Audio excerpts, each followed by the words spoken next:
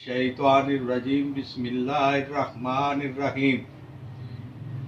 मेरे प्यारे उकमा साहिबान, मैं आपके लिए आज एक नुस्खा लेके आया हूँ जिसका नाम रोशन नाइट कैप्सूल है।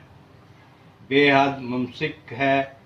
इसका नुस्खा ये है: कुचला मदब्बर दर शीर मदार, सुंड, मगज़, जायफल, जबत्री, लौंग, अक्कर करा, मुसब्बर फ्रांस वाला, अजवैन खरासानी, खरातीन मुसफ़ा हर एक 50 ग्राम, शिंगरफ रूमी, मुस्तकी रूमी, सल मिस्री, रेग माई, तुखम बंग, जौज मासल हर एक 20 ग्राम।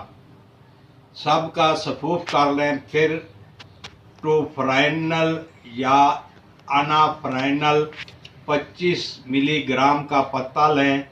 इसकी गोलियां पीस कर 15 ग्राम सफूफ मदरजा बाला में मिक्स करें। 500 ग्राम वाले कैप्सूल भर लें। तरीका इस्तेमाल: एक कैप्सूल वक्त ख़ास से 1 घंटा पहले हमरा ठंडा दूध लें।